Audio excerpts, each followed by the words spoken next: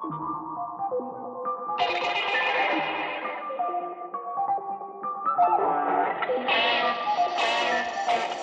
is Performance Anxiety on the Pantheon Podcast Network, and I'm your host, Mark, and thank you for tuning in.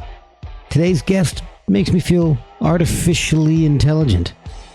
Welcome back, Fredrik Sareoa of Datarock. And with his band's new release and their use of AI in different aspects of the album, I thought he'd be the perfect person to have on for a discussion about artificial intelligence in music. But that's not all we talk about. Fredrik gives new bands some wardrobe advice, how he's always worried about being sued, Superman's sex life, and what he really wants people to know about Datarock's music. Fredrik tries to describe a crayon, does describe what Gorbys are, and how he connects them to Lil Pump. And somehow all of that becomes a tribute to the Beastie Boys. Datarock created their own version of AI called Call Me HAL that uses Trevor Noah's voice. See the above comment about getting sued.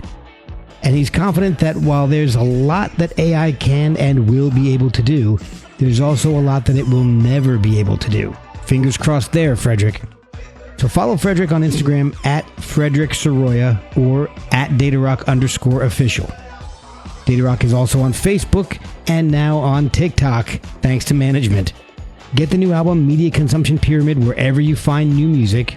You can follow us at Performance ANX on X and Instagram. We're also on Facebook. You can reach out through any of those methods or the performanceanxietypod@gmail.com. Grab merch at performanceanx.threadless.com or buy us coffee at ko-fi.com/performanceanxiety. Now let's go down the AI rabbit hole with Datarock's Fredrik Sareoa on Performance Anxiety on the Pantheon Podcast Network. Oh, how you doing? How are you doing? Good. How are you? Yeah, I mean, I shouldn't even talk about this, but I had a very, very interesting meeting till very late yesterday. Then I had to get up early and go to Oslo. So I'm doing this from a hotel room in Oslo right now. Oh my gosh. So happy, but a little bit tired. What about you? It's the same. I was just shooting a concert last night in Baltimore, which is like 2 hours from my house. So it was a really cool band called Holy Fawn, but the lighting was terrible. So oh shit! So you couldn't? Yeah. So oh no! So all the photos became like all red or something. Well, not even that. The lighting was just almost non-existent. They're one of those bands that likes to be in the dark, apparently. Yeah. And so I tend to like that. I concur. Yeah. It doesn't make it easy for me though. Half my pictures are going to be silhouettes. I know it's hell. It sucks. By the way, that's a really interesting, fun feature about the red tracksuits because, well, you would have to explain this to me, but it seems as if at least around 2005 or 6, the kind of cameras that photographers shot festivals with made photos of Datarock pop so much that we would end up on front cover of like, I remember once we played with Bjork in 2003. Okay. And so Bjork is playing. Yes, I think, partly thanks to the photographers that shot a lot of festivals and club events, we got so much media exposure. we were an easy photogenic band. Yes. Because of the red tracksuits. Well, yeah, red pops out.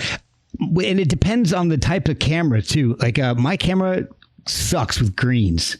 Every green doesn't look nice and vibrant. Like you have the most vibrant green lighting possible. Mine, it kind of makes it look dirty and not muted, but just kind of like a grayish green. So I have to fix it in post all the time. Oh, I see. Yeah. No. So my recommendation for any emerging band is just get yourself a red costume. Yeah. Good advice. And it's really funny because and we're making life miserable for photographers now because we just can't wear those red tracksuits anymore. So now our imagination is very limited. So now we have black tracksuits. Oh. And they're identical to the red. But everybody expects Datarock to be red. So unfortunately, now we're telling the lighting engineer to use a lot of red on stage, and photographers hate it. Oh, man. Did you just go up to the lighting engineer and say, hey, why don't you put some white or blue light in the face? And then it's okay. I wish they would have put some lighting, any lighting on the band I shot last night. It would have been great. Oh, man. Yeah. Man. So I'm going to soldier on here. I don't know. Something's weird with my internet. I moved to, I don't know, maybe I got to pay the bill or something. I don't know. But is it, do you think it would be easier without the camera or? No, that's fine. I'm using data right now for the phone, so it's fine. Me too. But what it means is I'm having trouble pulling up my notes. So we're going to have a more extemporaneous. Oh, you don't need notes. You remember how it went last time. Yeah, it's true. That's true. So I kind of wanted to talk to you about artificial intelligence with music and specifically with Datarock, and not just music, because you guys have a new album out and it's so cool. Thank you. And you've got some really wild videos that are AI generated. So I wanted to talk to you about your experience with AI and what you think it means for the future of music.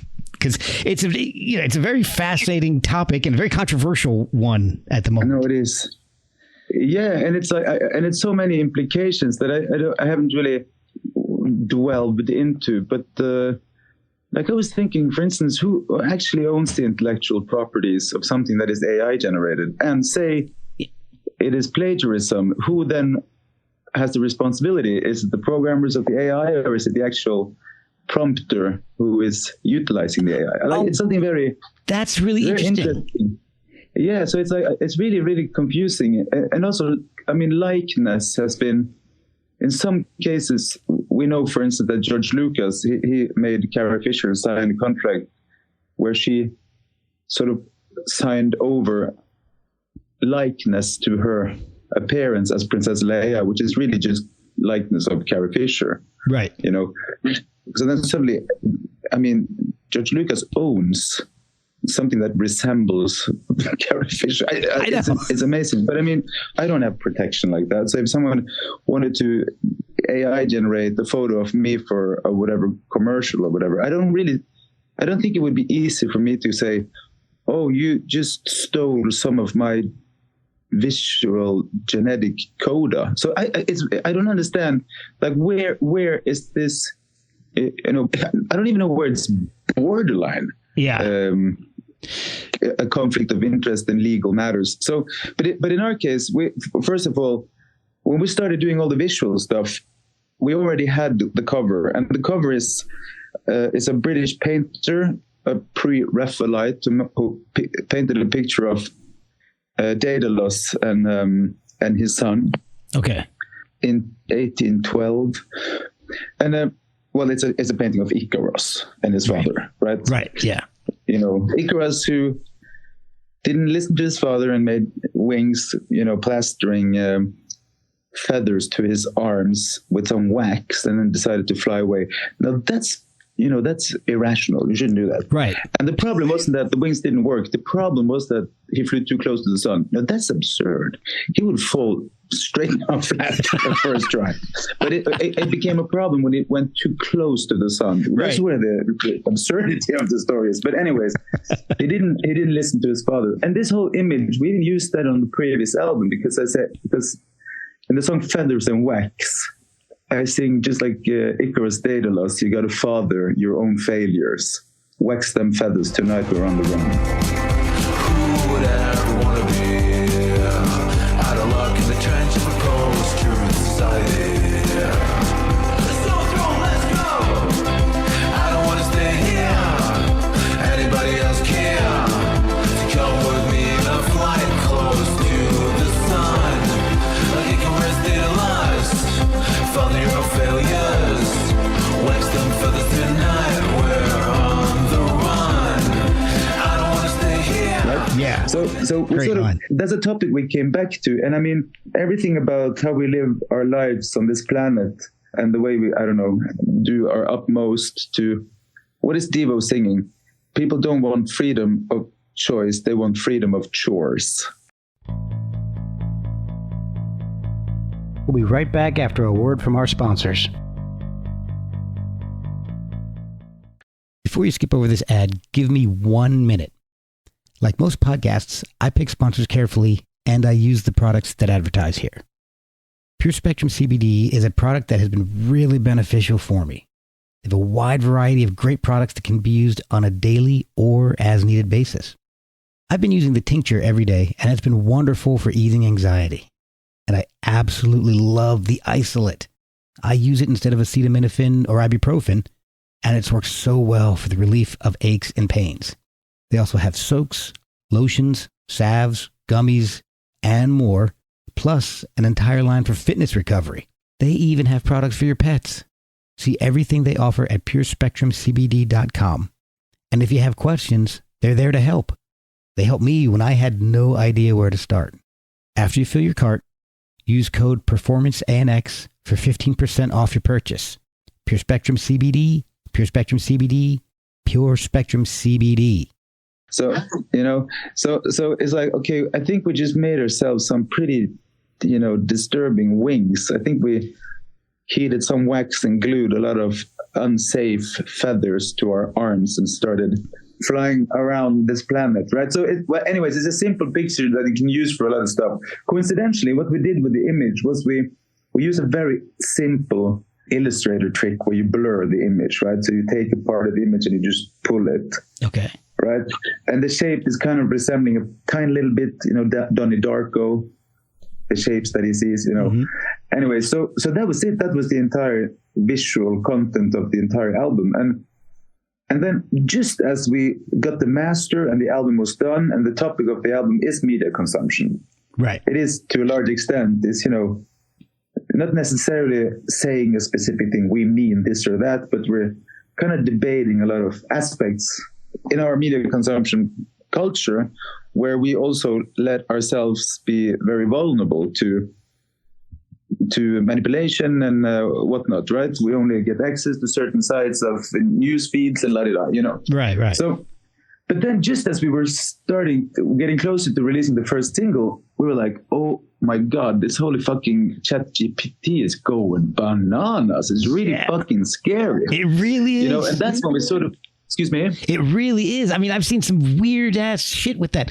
Like, I don't know. Have you seen the cover of Hank Williams doing NWA's Straight Outta Compton? No. Oh my gosh. It's the voice of Hank Williams Sr.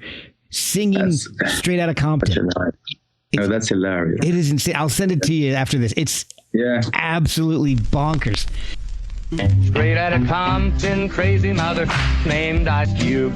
From the gang called Fellers with Attitudes. When I'm called off, I got a sold off. Squeeze the trigger and bodies are hauled off. You too, boy, if you with me. The police are gonna have to come and get me off your ass. That's how I'm going out. For the pump mother, they're showing out. When I'm in your neighborhood, you better duck. Cause Ice Cube is crazy ass. And no, I know. Have you seen in the past on YouTube, they've got creators who are feeding band lyrics into AI, and the AI is generating lyrics in that style of that band? There's a guy, I can't remember his name, but he's done a bunch with bands like AC/DC that they're hilarious because the lyrics are ridiculous, but they don't make any sense because it's AI generated, but they sound like it could be something from this, like he's in AC/DC, he did Led Zeppelin, he did Nickelback. It's hilarious. No, it is, and it's also funny, like when they do shit with like Beatles, and then you can clearly hear that it's Paul McCartney singing. This is not Paul McCartney. This is AI. It's not my voice. It's just AI. But the song sounds like him. And what's really absurd is the AI manages to somehow, it doesn't really sound like Beatles. If it was a Beatles song, it would be a shit song. But it kind of sounds a little bit like Beatles, But not only is it like Beatlesque, but it's also Ringo's drumming style, you know? Yeah. It's also, you know, it's George Harrison's guitar style. It's his sound. It's his amplifier. Yeah. It's his kind of guitar, you know? It's really quite something. But I mean, just like I didn't really find NFTs very interesting because art is exactly the same. It's you can replicate whatever image you want, but there is always an original. So, right. And everybody going crazy about these goddamn NFTs. Oh my God, it's so lame. Yeah. Anyways, it's not that different to just how the art world is a capital-driven part of society, you know, and also making shit that resembles other artists. That's what everybody's always done. You know how they say, for instance, they now have they don't think Shakespeare could have written. Well, some people don't think Shakespeare could have written all of his stuff himself. Right. Because not only was he an actor at his theater ensemble, he was also the director, he was the writer, he was the financial director. I mean, it's very impressive if he managed to write all of those plays completely on his own. And then I saw somewhere that there is a particular poet that had to disappear because of the Inquisition. And very soon after he disappeared, nobody knows where he went.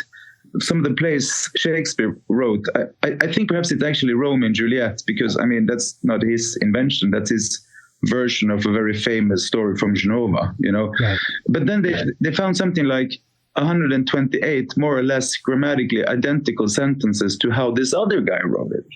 Oh, right? Really? So yeah, so which leads people to assume that perhaps he was a co-writer or something like that, right? Okay. However, perhaps he wasn't. You know, perhaps he wasn't. It's also very likely that he wasn't. It might very well have been Shakespeare who wrote it all. In that case, then you have a similar situation to this stupid AI shit, you know? Same thing in classical music. You hear a lot of paraphrasing. You know, it might be a tribute, it might be a homage, it might be whatever, but it's very clear melodies which are repeated in, say, a piece by Mozart from Bach or from Beethoven from Mozart. You know what I mean? Yeah. So that's really just how we do shit, you know? Like every now and then you see videos like, oh my God, listen to this, but listen to this. And then 20 years before, someone did exactly the same riff, you know? Yeah. That's just how it is. And with Datarock, I mean, sure as hell, we steal like kleptomaniacs, you know? I'm still bewildered that we've never been sued, you know?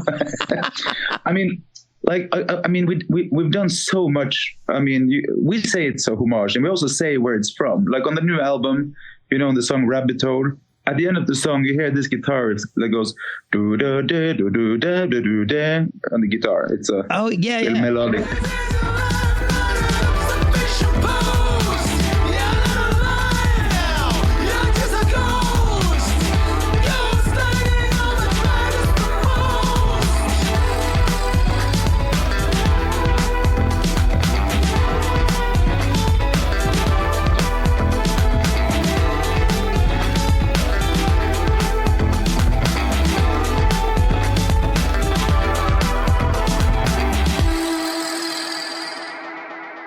I mean, that's straight out of Loose Fit by Happy Mondays. It's their riff.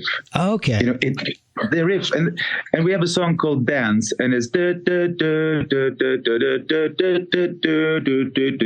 right.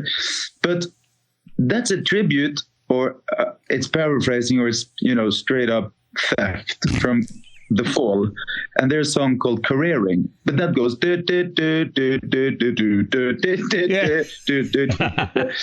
you know, so I mean, to a certain extent, all of this stuff is it's not that different, kind of. It's not that different, and especially when you listen to contemporary music, so much of that stuff is, you know, kids making music that sounds very impressive because they didn't make anything. You know, if you look at how electronic production was made, you know, 60s, 70s, 80s, 90s, early 2000s, you actually had to program very complicated hardware. Right, yeah. To change the sound, the attack, the bottom, the mid-range, the low end, on bass drums, snare drums, everything, you know, crazy shit. Yeah, you know. Yeah. Now everybody's just using presets. It's always very impressive. You used something that was there. Like, wow, you heated some shit in the microwave, micro oven. That's what you did. You know. I love it. Yeah, but so I don't think it's that different. And also, I think it's a hilarious sentence, but I don't remember his name. You probably do. The famous guitar player of the Eagles. What is his name? Oh, Joe Walsh. Yes. You heard what he said? No, I don't. Maybe, I don't know. Yeah, I'm sure you did. He's so funny. He said, "I'm not worried until AI knows how to break a hotel room and throw a TV screen out the window."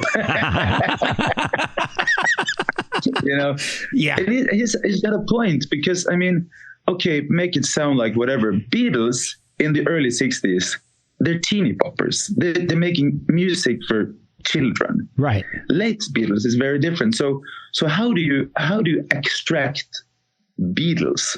You would have to say, okay, say the first couple of singles, or perhaps the first album, very different to Revolver.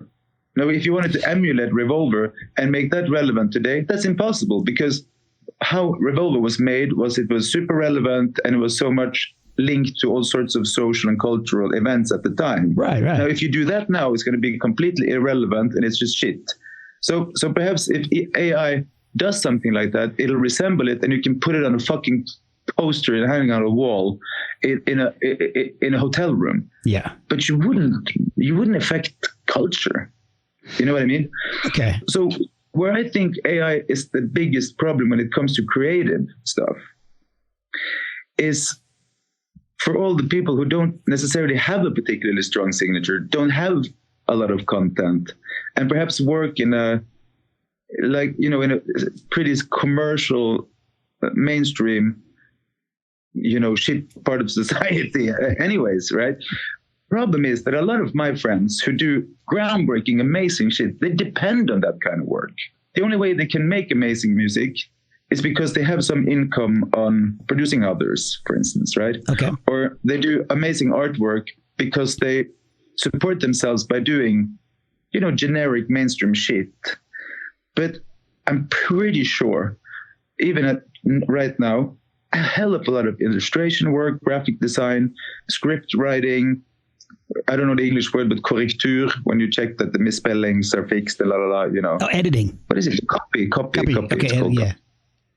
And even shit like interior design, there's a science to how to choose colors, depending on if it's a kindergarten, old people's house, or hospital, whatever. A lot of shit will presumably be automatic. And then some people say, well, so what? Those guys can get a different job. But I don't think that's cool. No, that's cool. It's awful. I mean, that's no, it is stifling creativity. No, it's terrible. And then if you automate too many suggestions, like, the famous story about the doctor who realized that the people working in the sewer, they clean themselves with chlorine, right? Mm-hmm. And then he goes back to the hospital and he says, these people work in germ heaven, and they don't make their families sick because they clean themselves in chlorine. And then, so the hospital said, whatever, shut the fuck up, dumbass. So they just went from a sick patient to a healthy patient, and everybody's sick and dies, right? Yeah. So when you automate too much, like when is AI going to be that doctor who says, perhaps we should do it a different way? Because there is no personality to AI. It's a joke. Like, everybody goes, right. Oh, the AI said something really surprising. I think it has a personality. It doesn't. It's prompted to do whatever it does, and it will never have a personality. It regurgitates some shit it read. If it sounds like a personality, usually it sounds like a dumb personality, because it's perhaps taking sentences from really bad film scripts or really bad novels. No, I doubt that it will start talking like Hamlet. Right. See, what I'm afraid of is, so we were talking about who owns the rights to AI stuff. What I'm afraid of. Oh, interesting. Yeah. What I'm afraid of is that AI will generate something, and then you have to figure out who gets paid for that work. So what'll happen is that some big record label will try to screw AI out of its royalties, and that's when it becomes self-aware and then starts sending Terminators back in time to start killing everybody. Yes. Or it already happened, and we're living in a simulation, Wow. You just blew my mind. It probably did. I mean, it's so terrible. And like, and now everything is just getting so confusing. And I mean, quantum mechanism and quantum physics, everything is just like, shut the fuck up. I can't bear it anymore. Yeah. I don't understand. Like, how can quantum mechanics be affected by observation? It's so ridiculous. Like, what is mechanic if it's not mechanic? I don't get it. So I don't give a fuck if it's a simulation, whatever. I just don't want to think about it anymore. Yeah, you know? I know. It's and that's the problem. It's everywhere right now. It's such a huge topic, and you're so right, because I heard about AI just regurgitating things and AI being almost too precise. I heard a video. That made no sense. Watched. That's what we do. Yeah, I heard a book. I heard a video. And go for it, baby. I watched a word. I saw a video of somebody using AI on a song by Journey with Steve Perry singing it, and it corrected the timing and the pitch on his singing, and it sounded so sterile. It was off. It didn't sound right. And I know, at least here in the U.S., everybody my age grew up listening to Journey and Steve Perry. I saw them live once. I saw them live in Jakarta. Oh, whoa. Dude, that's amazing. I've never seen them live at all. But it sounded so sterile and terrible. And I don't know that AI will ever be able to mimic feeling and emotion and be just slightly off time where it sounds good. Exactly. And it's like, for instance, we once recorded a symphony orchestra, right? And in the room, because of how frequencies balance out, and also there's a science to how a standard symphony orchestra is put together, right? It's a standard number of 87. It's a standard number. I mean, you've seen that it's more of certain instruments, right? So it's so and so many violins, so and so many violas. It's not as many of everything. It all makes some kind of sense, and it's probably developed over time, because that's how frequencies blend together, and it becomes wonderful and magical and blah blah blah. You know.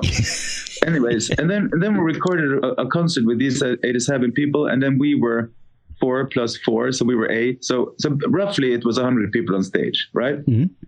And live, it sounded completely super nice. But then when we started editing it, you heard that, I mean, all the instruments are out of tune. And when you listen to a recording, it's like, it's awful. So you have to, and then you have to try, because we had individual microphones and all the instruments, right? So the microphones that is recording the room, so everything sounds cool. Yeah. But then when you start working with each individual instrument, is like, oh my god, it's so out of tune. Wow. And also one of the things they do is a lot of times before they play something, they do a little test. Is it this I'm going to do very low volume, right? And then they start playing it. So there's a lot of off notes that you would never hear in a room, but because of the completely unnatural closed microphone that is connected to the violin, you hear it really well, you know? So you're not supposed to hear it. You're supposed to hear it if you're an ant or a fly standing on top of the instrument, which you never would, you know. Right. So we'll be right back after a word from our sponsors. So and what's very interesting is that's what's magical and wonderful. Also, we have to make note that it's something called natural tuning, right? And when you listen to orchestras that specialize in what is it called, Dark Ages, Middle Ages music. Mm-hmm.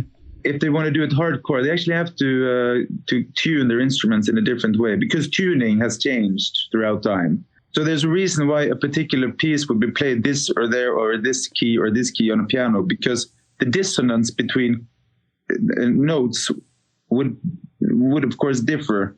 How much is dissonant or how harmonic it is, right? Okay. Depending on what key it's in, right? So even internally on a piano, it'll have a different feeling, or it'll be more dissonant or more harmonic depending on which key you play it in, right? Okay. And then obviously it's also affected by which instruments you're going to play with. Anyways, what the hell is my point there? Yeah. So even in our kind of our culture, there are art music ensembles that tune their instruments in a very, very dissonant, weird kind of way. So when me and you listen to it, it takes a little bit, you know, getting used to, because it's so different when they tune that natural tuning. Okay, coming to my real point, which is one of our guys, he did this art project in North Korea, right? Oh, okay. North Korea. Wow. Okay. We're talking North Korea. Yeah. And he said they went and they heard a symphony orchestra perform something, I don't know, whatever, that he'd heard before. And he said everything was so pitch perfect. It was like listening to machines. Like it was so odd and unpleasant, uncomfortable listening to. Really? Because everything, it was like one person was 87 people. You see what I mean? Oh Yeah. shit, what am I doing? So very similar to what am I doing now? Oh, I'm sorry. I can still hear I'm you. using my phone. Okay. No, so similar to what you're saying about AI, there are even ways of playing music as a human being that sounds inhuman. Leave it Or to in the North Korea. famous quote from the film Revenge of the Nerds, only human can be inhuman. Oh, that's a nice quote. Computers aren't inhuman. Only human can be inhuman. Oh, that's a nice quote from Revenge of the Nerds. Because computers only do what you tell them to do. You know what I mean? No, but anyways, like going back to like intellectual properties and signature and how creativity is somehow now affected, right? I did find one of the things we did with our little AI work was, we took very little inspiration from that cover art, because that is just a painting that we screwed up with, simple digital effects. Right. But what we did with the music videos, that's pretty crazy, right? Because because if you look at the first, there are two videos to Heart-Shaped Circle, and I think everybody should see both.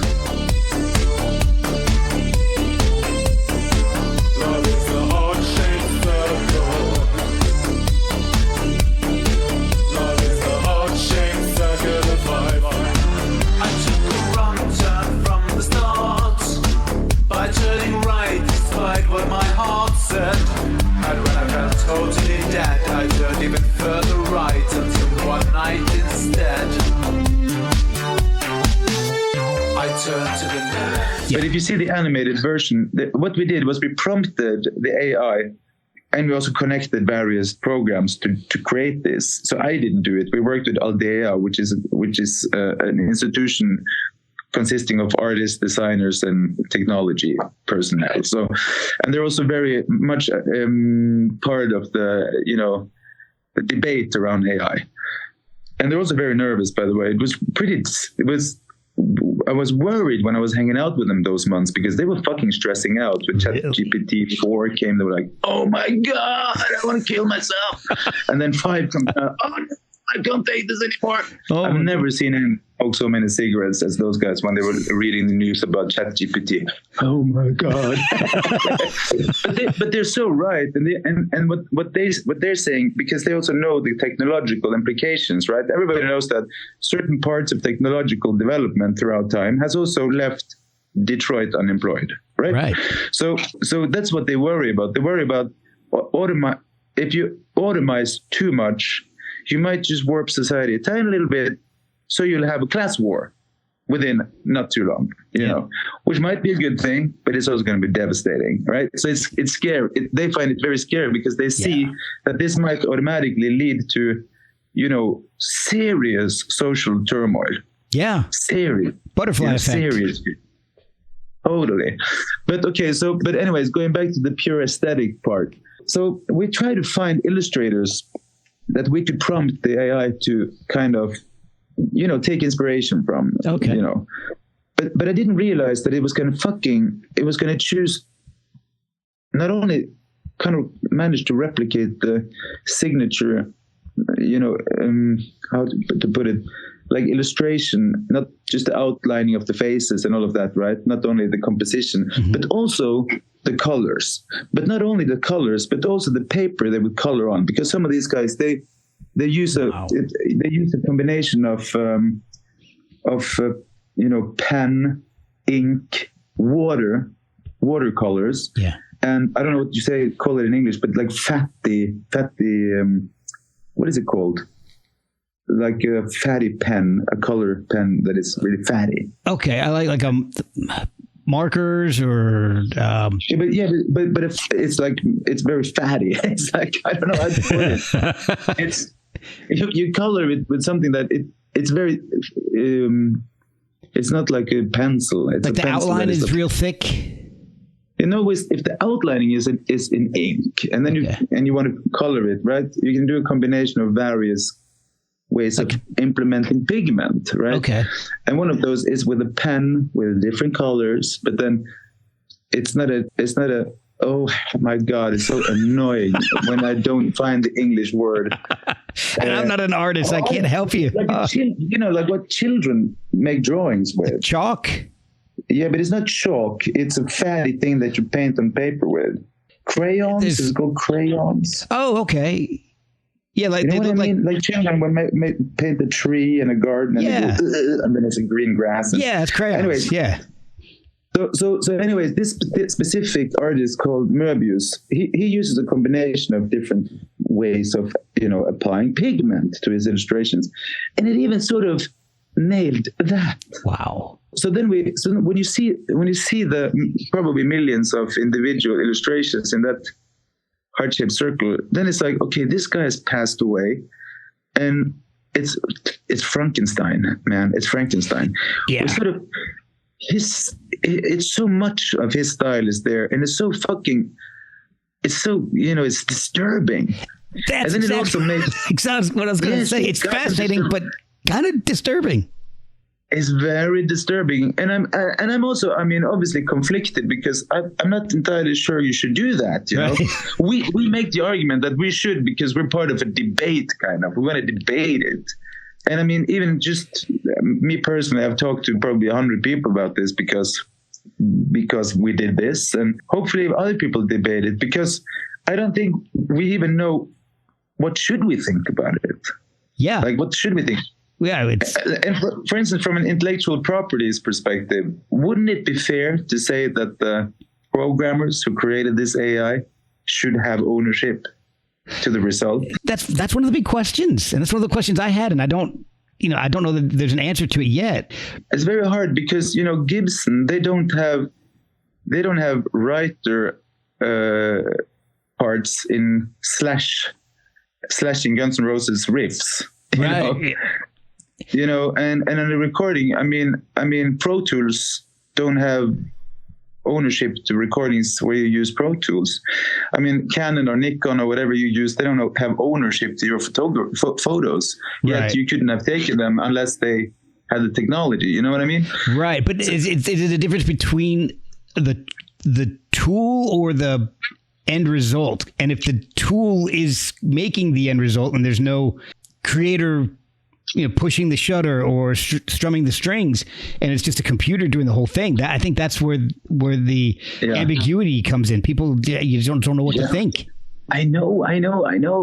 No, but it's like, it's like, it's really this is where you realize that there is a devil, because something is so off. Something is now so fucking off. Yeah. It's so off. And it's like territory. It is. And so anyways, I have to admit that I don't have particularly militant opinion here because I think a lot of good will come from this, right? And for instance, if a lot of people stopped, being so narcissistic and self-centered that they have to be artists and rather started working with needy children or being teachers or doctors or nurses or psychiatrists or whatever, perhaps I wouldn't be so dumb, and perhaps if some people started just hanging out in bars and drinking all day, rather, started farming or whatever, perhaps that would be a good thing. I don't know. Maybe. But no, there is so much going on around me right now that I don't really understand, right? So many jobs that used to be done by a person is now automized, and a hell of a lot of that is a great thing that it is automized, and that's what AI is. It's just micro automizing, right? And like, for instance, a friend of mine, he told me he has this weird thing he does. He swims in the ocean, like in winter. I don't get it. Oh. And it's anyways, and well, a lot of people do that nowadays. But yeah, what did they say? They say if you ice bathe, the level of dopamine is similar to cocaine, but it doesn't last for 9 minutes, but 5 hours. So that's a good selling point. Yeah, there you go.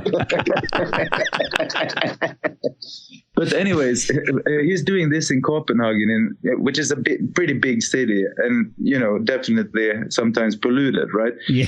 And he said every time he wants to go swimming, he can go in and he can read on whatever app. He can read all sorts of measurements from all around Copenhagen, where they know exactly the level of those or these microbes or bacteria and Yeah. and they'll go, of course, red flag, you shouldn't do this today, or it's okay, like if you're not afraid of getting very ill today. Yeah. Yeah, well, and same thing with all sorts of crap that is, I mean, so much is automized. So much of this craving of efficiency also led to, I think, a terrible industrial farming system. It wouldn't have come to that. People weren't so fucking, efficiency driven. Yeah. I've had this conversation a lot lately. Yeah. But I mean, as long as a substantial percentage of mankind and society is a greedy fuck, that's just how it's going to go, you know? So it's really nothing different to AI to any other way of mega, efficiency. It's just new kind of efficiency. Now, I think a lot of good things will come from it. Of course, it's great. And say, for instance, AI can contribute in making life a lot better for, say, dementia patients, Yeah. Because dementia patients would have a better life if their fucking children took care of them, but they couldn't be bothered to because they're out working and making money and spending time, delving into fine wines and art, So, I mean, everybody knows there's a solution to making old people happier. Just let them stay with you, but no, we will not do that. So, and that's just how it is. So, but then if AI can figure out ways to make, we're not talking 1 or 2 months of these people's lives more bearable. Perhaps you can make life bearable for these people for 20 years, 30 years. Every day AI is there taking care of them, picking up, distress or anxiety or whatever, just affect the medicine that they're getting. For instance, old people with dementia sometimes they only get like these boxes of cartridges where it says like, all these pills on Monday, all these pills on Tuesday. Yeah. But they have to remember to do it, right? And sometimes they mix it up and then they do two boxes instead of just one. Oof. And then they get ill or severe anxiety, right? Yeah. Anyway, shit like that. So just assume something like, for instance, dementia patients. I'm sure for so many parts of life, AI is going to be amazing. It's going to do amazing things. Yeah. It is. But it's also 100% for sure going to make, for instance, our dear internet 10 times more scary. Oh, God, yeah.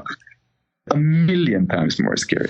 Now, if fucking Zuckerberg and God knows who, TikTok or whatever, knows everything about us, so what? They have to be able to process it and utilize it for evil, right? Yeah. But AI, oh man, AI is going to process that for evil in a insane time. Well, what's fascinating to me and what scares me the most is, like you were talking about name, image, likeness. We were talking about that a little earlier. When you can have an AI program place somebody in a photograph that was never there, or remove somebody, or we talked about Hank Williams singing NWA, it can copy somebody's voice and create a conversation that never happened. What is that going to do to our legal systems?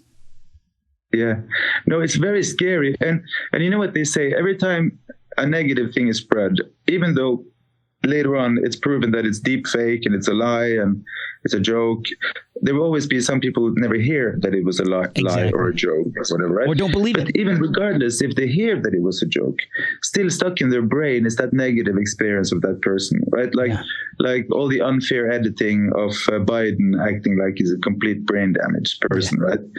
So, and like even I don't know how much of that shit is like super ridiculously unfairly edited. I don't. So, and like, for instance, give you a really, really ridiculous example. I love that stupid ass show called Only Murders in the Building. Yes, that's a good show. I love it. That's great. Especially, I love the yodeling in the last episode of the last season.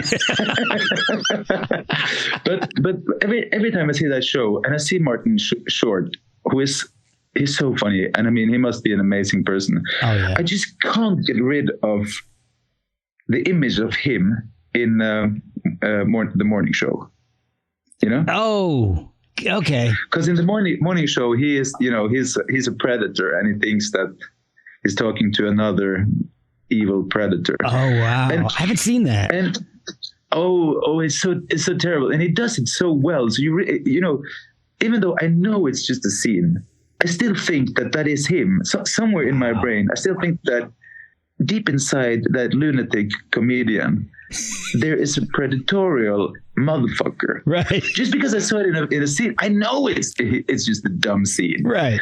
I know, but he does such a wonderful job, you know, portraying a predatorial asshole. So anyway, so but that was just a ridiculous example. But you can imagine, like, you know, you've probably read about those interesting people around Donald Trump for the 2016 campaign with Brad Parscale and that company Giles Parscale, and famously one of the things they did, you know, with the help of Aggregate, IQ, and Cambridge Analytica, that whole system, was to target. It was very cleverly done because they knew how to affect the precise voters that would flip an election, right? Okay. So that's one of the things they did. They got a really specific, precise overview of who they should target and all of that, right?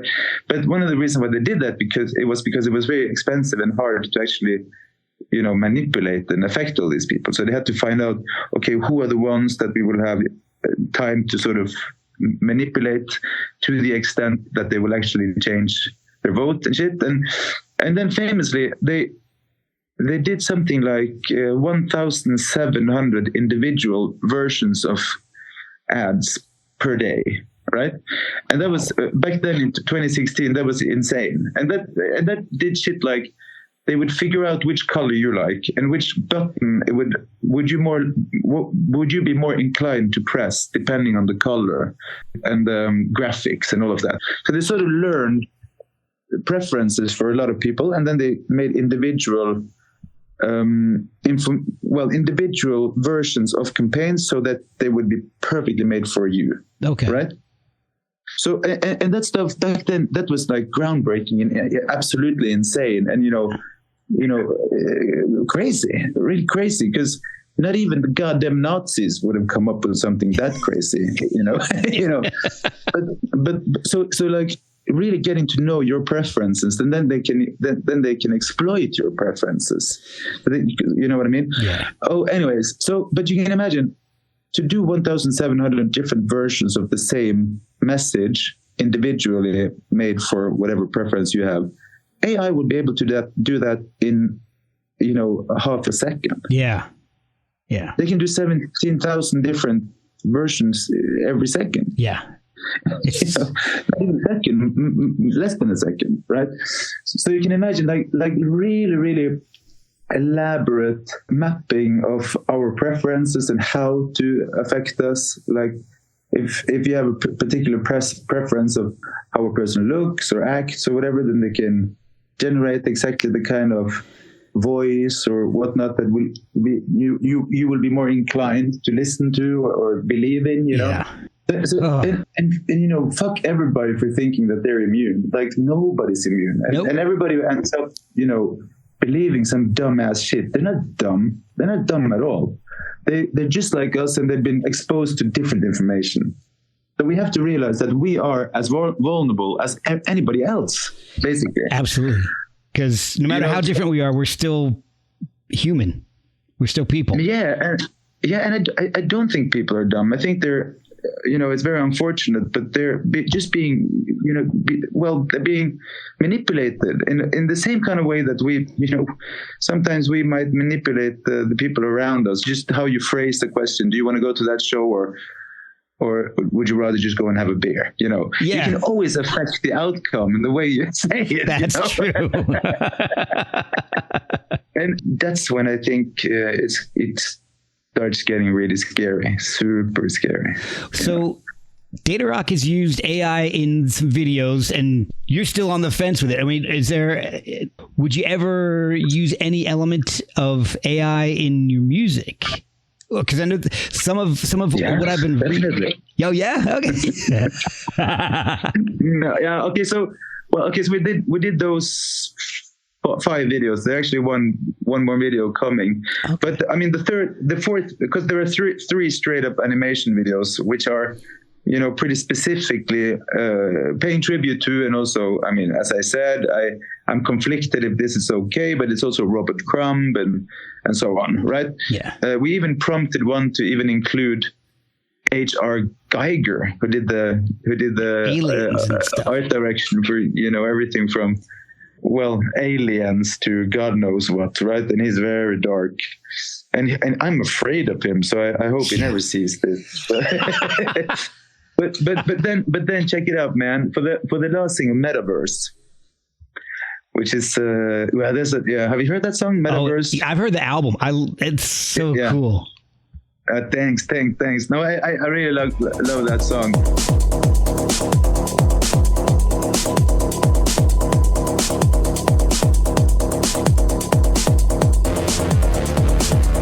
He's a friend of dementia, doesn't have a clue that it's true, that it's essential. He's a friend of dementia, doesn't recollect the detect that he fresh. He's a friend of dementia, never knew how to do anything essential. He's a friend of dementia, indifference is differential.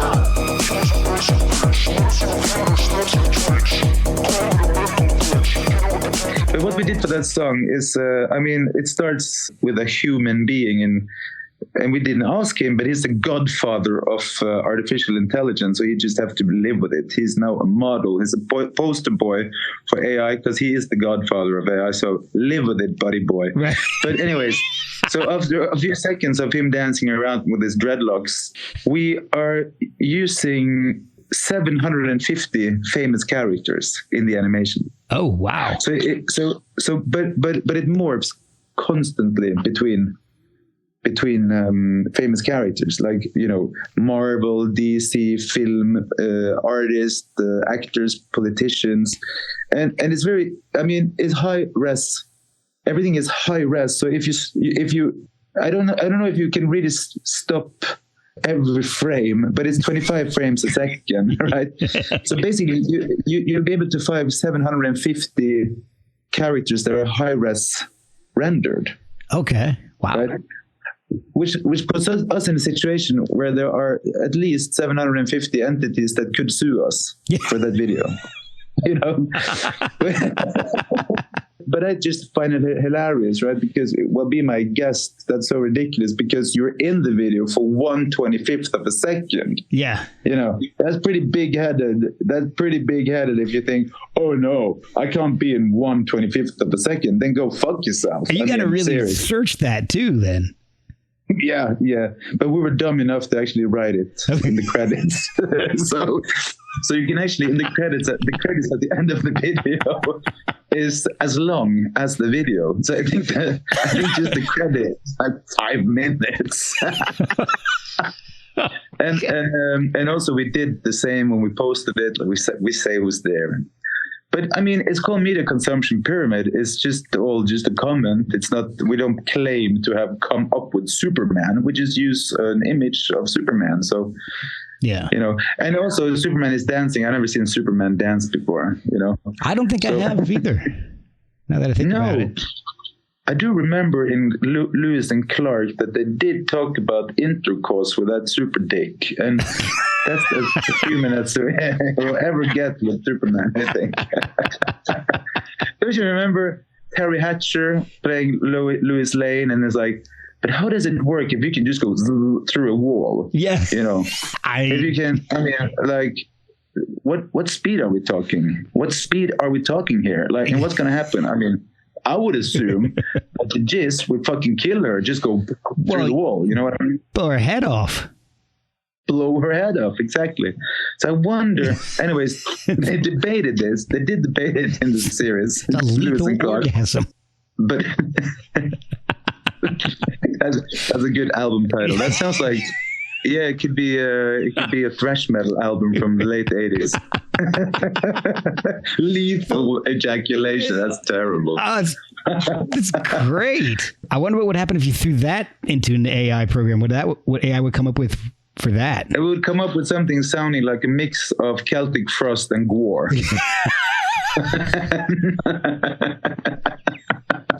Wow. Oh, that would be incredible. That would be either awful or amazing. No, amazing, I'm sure. Well, depending which Celtic Frost album we're talking about. Excuse me? Depending on what Celtic Frost album we're talking about. Into the Pandemonium or Cold Lake. Yeah.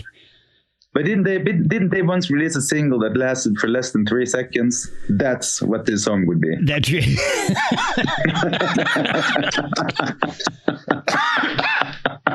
Oh, God. This is why I love talking with you. I mean, oh my God, listen to this. Superman. If you imagine this, premature lethal ejaculation. That's also a term. I think you have to really seriously consider editing this out. Though I would be more than happy to keep it in. Okay. Yeah. No, but okay. So anyway, I mean, we just made this album like a pretty normal, straight up album. It just happened to be so that the lyrics was about media consumption, right? And obviously, ChatGPT is, because even we know students, politicians, business leaders, managers, whatnot, they're utilizing ChatGPT to even do speeches and shit, right? So ChatGPT and AI became such a large part of the debate that we had to use it for the videos. Yeah. One of the other things we did was we actually programmed our own AI, so to speak, which was, I wanted it to be like, do you remember Max Headroom? Oh yeah, loved Max Headroom. Yeah. So I wanted to create our own Max Headroom, which was like our social media Max Headroom. And because I just couldn't be bothered being really funny and, reposting trending news in entertainment and music and film and shit, but that's what people do, right? So I was just like, I'm not gonna be bothered doing that shit. So, but I guess we should pretend that we care. So I wanted to create an AI that could sort of be that for us. Okay. And I think a mix between Max Headroom and HAL 3000 from 2001: A Space Odyssey. Yes, exactly. But I think we called our AI for because his name is HAL, right? Yeah. So our AI is called it's called Call Me HAL, like in Call Me HAL. Like Peter Simon, like Simon and Garfunkel. I mean Paul Simon. Yeah. So Call Me HAL is our. Call me. You can call me HAL. That's right. Yeah. And anyways, what we did, we prompted it to find. We gave it access to certain news outlets, and then it analyzes it. And it'll choose the most ridiculous news, and then it'll write the funny comment. It was really hard to prompt it to find like the correct note, the tone of voice, because if you do something like Seinfeld, then it always does, his really, his stand-up from the opening sequences of the episodes. Oh. When it comes to say, what do you think about the seats on the bus, or how he does that, standard shit. So that didn't work.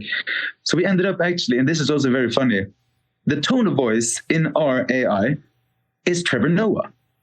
Oh, really? Yeah. Because that's what worked best with that kind of, a little bit, tongue-in-cheek humor, which is also supposed to be able to comment relatively intelligently about something dumb and funny, Right. So that's what worked. Trevor Noah, man. Wow. Like we tried John Lydon, we tried Malcolm McLaren, and we tried all sorts of stuff. But Trevor Noah was kind of okay. There you go. Wow. But then it didn't really work because people were so confused. Because first it goes in, it finds different news, and then it makes a decision. This is funny. It'll write something humorous or funny, and then it'll also automatically create 4 illustrations for the news comment. Oh, It's hilarious. You know what? I'm gonna send you a link. You can have a look at it. Please you also have do. to. Yeah, but you have to promise to unlog again afterwards. 'Cause yes. only one person can use it because it's pretty. I mean, it's not super advanced, but it's advanced enough so we can only have one user at the time every time. Okay. At the time. Anyway, I'll send it to you because it's hilarious. Yeah. Problem is that it isn't hilarious enough. So when we started posting it, people were just like, "What the hell is this?" You know, I get that response a lot when people listen to this podcast. Yeah, but I mean, well, okay. So I'm going to start using. We just posted a few, and then people were like calling me and like, "What is this shit? I don't get it." You know? So we were thinking perhaps we should just make another profile, and it could be called something like Datarock's News, whatever. I don't know. Oh, But anyway, so we did that too with Aldea, and it's very complicated. It's very cool, and the way it automatically creates these wonderful illustrations, right? Like for instance, it might, for instance, you know, make fun of whatever dress at the Met Gala or something like that, Okay. you know, or it might ridicule something, or, you know, say, "Oh, this is super cool," like the new Ghibli park in Japan, or the new whatever ride in Disneyland. I don't know. You know, or a new film or whatever. So we even, because we also made all the press shots and everything is AI. Like there is no images of us. None of the press shots are us. wow. Like there is not a single photo for this album that is real. Everything is AI generated. That kind of breaks my heart. I know, and I can tell you. Oh no, yeah, I feel bad. But yeah, I feel terrible. But It's not but AI unexpected, can't do though. live shots. They can't do live shots. That's hopefully not yet. No, well, not yet. No, but see. anyway, so we sort of replaced ourselves with an artificial version of ourselves with all the images and also the tone of voice and everything for that goddamn, you know, commenting, trending news. It's so funny. But we are called Datarock, so it's okay. That's right. That's right. You know. So I listened to the new album. One of the things that I thought was amazing, and I probably should have expected it, is that you start off the album with Armadillo Part 2. I love it. Thank you for commenting it.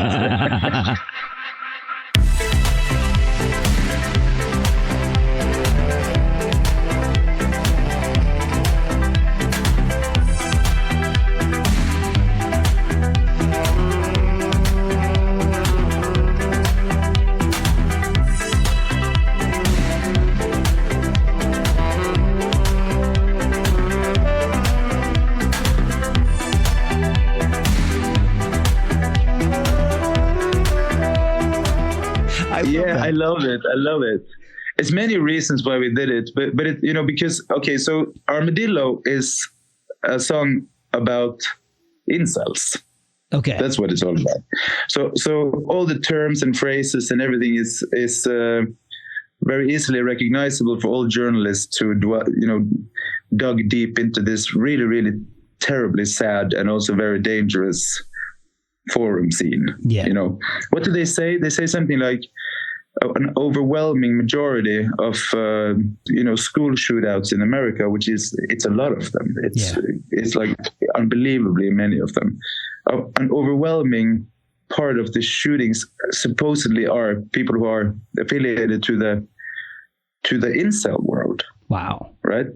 And so kind of the thing with that song was, because I always had this hang up where I always said it's so easy to feel sorry for the victim of something, right? But it's so hard to feel sorry for the victimizer.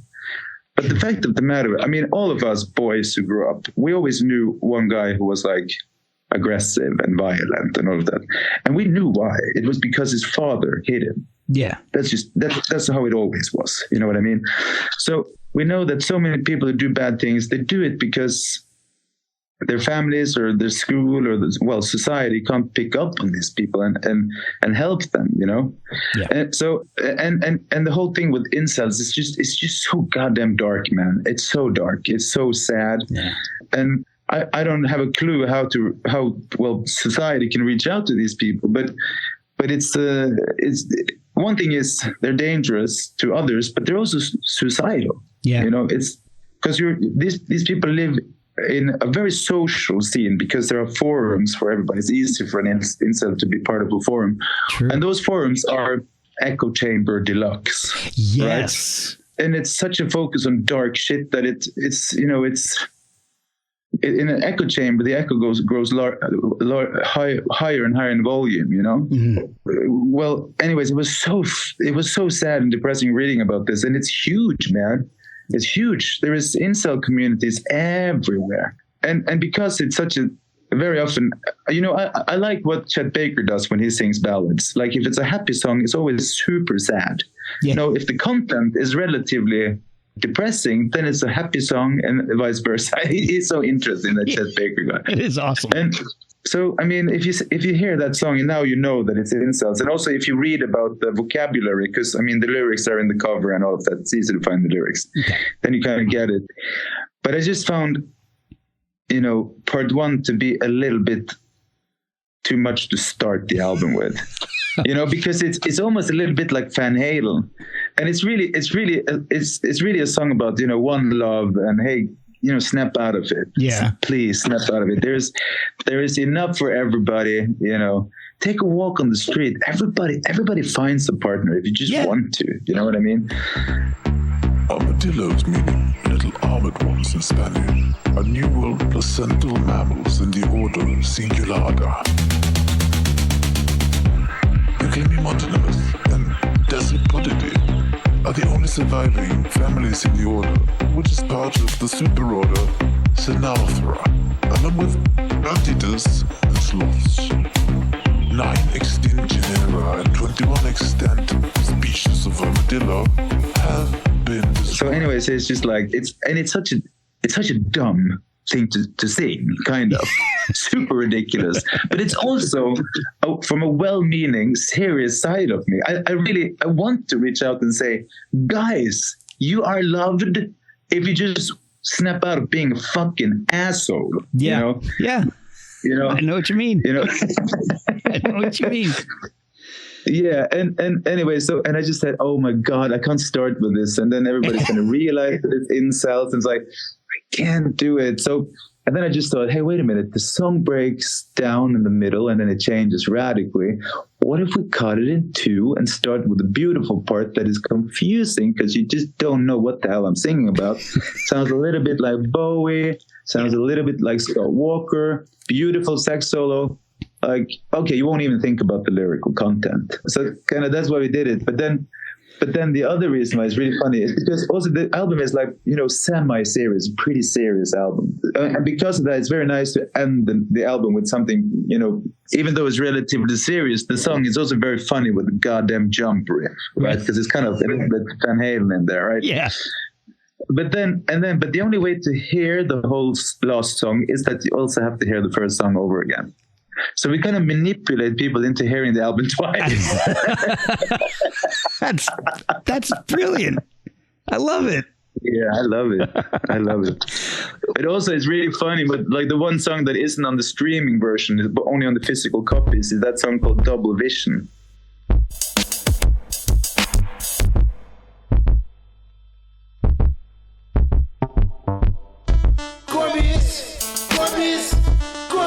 Gorby's, Michael with him and Gorby. Satura, moi, I'm a Dorchi.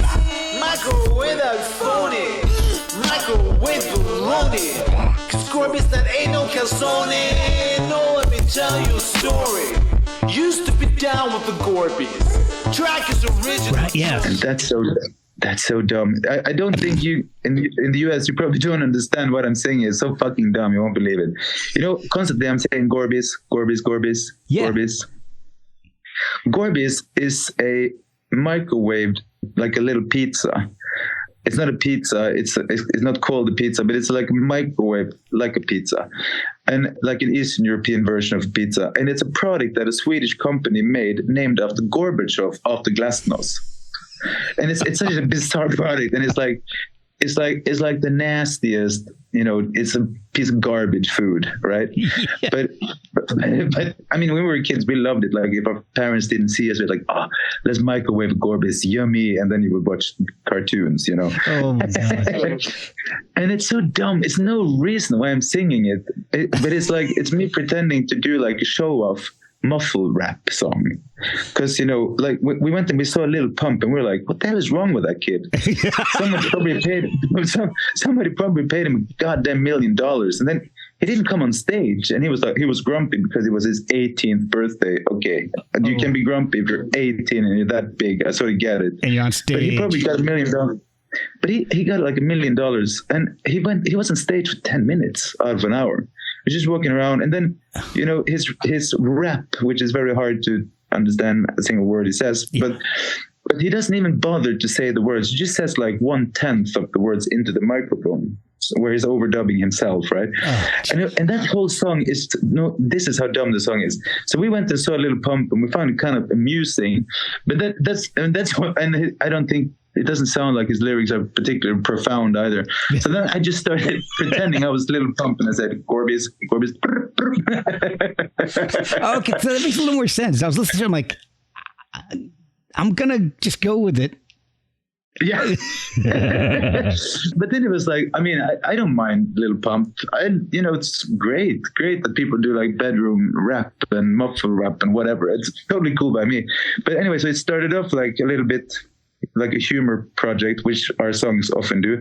But then we realized that, finally we can pay tribute to Beastie Boys. Oh, there you go. Yeah. So that's also, it's weird that we haven't done before, because I think Beastie Boys must have been very, very important for our entire generation. Yeah. Like our life approach. I mean, I think they've been super important to how we've been listening to music and how we wanted to be a band. And wow. like once I remember once I heard a story. I've never managed to figure out that this is a true story, but when they released their first album, I think they were 18 years old or so. Yeah, I think. And then they're teenagers, I think. Yeah. And someone said that they were going to go on a big tour, and they were snotty prank kids when at that time, and so their touring management said, so what do you want on stage? How do you want it to look? And then they just said, like, Beavis and Butthead would have. They just said, we want huge sticks on stage, and supposedly they had that. So I remember once we played a festival, and they had this campaign about use condoms to avoid getting sick and and we saw these huge red condoms, which is really a penis with plastic on top, right? Yeah. So we just thought, hey, Beastie Boys, and we put these like 3 meter tall red dicks on stage with us on a huge festival in Australia. And that was all about Beastie Boys. Same thing with the goddamn tracksuits. That, more than anything, it's Beastie Boys, Oh, that is awesome. Yeah, so finally we got to pay tribute to Beastie Boys. That is so awesome. That was a little bit cool, yeah. What is the best way for people to get the album and follow Datarock and what you guys are up to? We finally got around to get ourselves a Bandcamp. Nice. Yeah, I think because we're not like, I don't really use Facebook. I don't know who does, but we do post stuff on Facebook, and it's easy to, at least read about us, see the videos and all of that on Facebook. We also share interesting news and stuff like our conversation now on Facebook. I have to say we're probably most active on Instagram because it's just so simple. Yeah, I love and that Instagram. would be, both Datarock. It's called Datarock_official. All right. So most of our profiles are Datarock_official, and the same thing goes with I guess SoundCloud and YouTube. And my profiles are just my name, Fredrik Sareoa, in one word. But I got bad news for you, brother. What's that? Our management just forced us to create a TikTok account. Oh no! But I said I can't be bothered to do anything. So it will be a TikTok account. That It'll be an AI TikTok account. I'll be honest, I'll never deal with it ever. I think. Just do AI videos on it. Yeah, totally. Yeah, that's what I wanted to do. That's what I wanted the Max Headroom to be, like like an animated character, like me, but an animated, like macabre version, you know? Oh, I would love that. No, so that's what you should follow. I mean, our homepage hasn't been updated for years, but I guess soon enough it will. But let me think. I would just Google us, write Datarock, and what's happening this week. I don't know. Awesome. But sure as hell, I want everybody to know that we spend a hell of a lot of time trying to make not only funny music, but also, I mean, regardless of how simple and dumb a Datarock song is, we spend so much time producing it. Yeah. Right. And we want it to sound as good as possible. And we want it to be a really interesting listening experience. So, you know, that's what I would really want people to really, you know, I listen more than anything to, you know, Bluetooth headphones, I know, but that's not what music sounds like. It isn't. So we really hope that as many people as possible buy the CD or the cassette or the LP, right? Awesome. Yeah. And it doesn't have to be an LP, but people just tend to connect a vinyl record player to a slightly more, you know, set up sound system. The speakers are further apart. They care a little bit about the quality of the speakers. Whereas if they play, you know, if they Bluetooth, just Bluetoothing sound makes it bad, right? Yeah. So you should rather just connect your phone to the sound system. That automatically much better sound. Right. Okay. So and also the music we do is we spend a lot of time making it interesting in stereo. So I hope people don't only listen to music mono, because it's just not the same, man. And I mean, I know me and you grew up with stereo sound systems, but that's really how all music should be listened to. Yeah. And it doesn't have to be expensive. It doesn't have to be expensive. It really doesn't.